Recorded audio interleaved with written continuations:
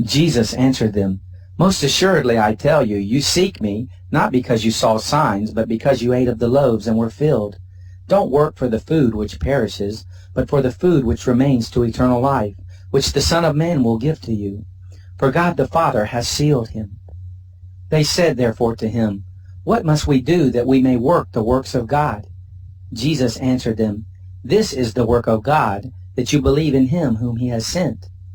They said therefore to him, What then do you do for a sign that we may see and believe you? What work do you do? Our fathers ate the manna in the wilderness, as it is written, He gave them bread out of heaven to eat. Jesus therefore said to them, Most assuredly I tell you, it wasn't Moses who gave you the bread out of heaven, but my Father gives you the true bread out of heaven. For the bread of God is that which comes down out of heaven and gives life to the world. They said therefore to him, Lord, always give us this bread. Jesus said to them, I am the bread of life. He who comes to me will not be hungry, and he who believes in me will never be thirsty. But I told you that you have seen me, and yet you don't believe.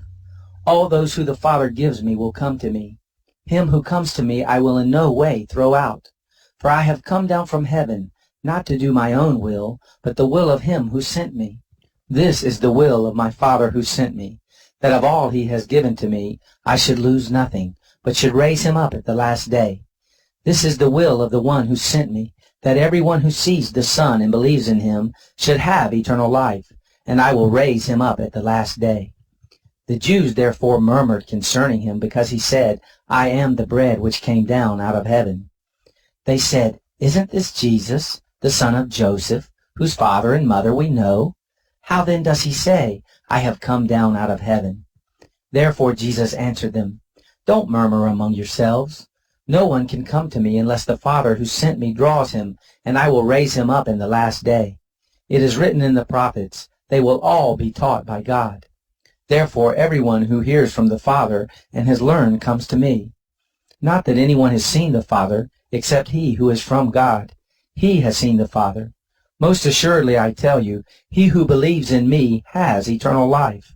I am the bread of life. Your fathers ate the manna in the wilderness, and they died. This is the bread which comes down out of heaven, that anyone may eat of it and not die. I am the living bread which came down out of heaven. If anyone eats of this bread, he will live forever. Yes, the bread which I will give for the life of the world is my flesh. The Jews therefore contended with one another, saying, How can this man give us his flesh to eat? Jesus therefore said to them, Most assuredly I tell you, unless you eat the flesh of the Son of Man and drink his blood, you don't have life in yourselves. He who eats my flesh and drinks my blood has eternal life, and I will raise him up at the last day. For my flesh is food indeed, and my blood is drink indeed. He who eats my flesh and drinks my blood lives in me, and I in him. As the living Father sent me, and I live because of the Father, so he who feeds on me, he will also live because of me. This is the bread which came down out of heaven, not as our fathers ate the manna and died. He who eats this bread will live forever.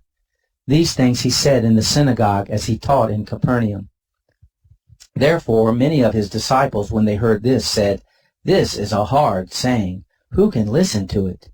But Jesus, knowing in himself that his disciples murmured at this, said to them, Does this cause you to stumble? Then what if you would see the Son of Man ascending to where he was before? It is the Spirit who gives life. The flesh profits nothing. The words that I speak to you are spirit and are life. But there are some of you who don't believe. For Jesus knew from the beginning who they were who didn't believe, and who it was who would betray him. He said, For this cause have I said to you, that no one can come to me unless it is given to him by my Father. At this many of his disciples went back and walked no more with him. Jesus said therefore to the 12, You don't also want to go away, do you? Simon Peter answered him, Lord, to whom would we go? You have the words of eternal life. We have come to believe and know that you are the Christ, the Son of the living God. He answered them, Didn't I choose you, the 12, and one of you is a devil? Now he spoke of Judas, the son of Simon Iscariot, for it was he who would betray him, being one of the 12.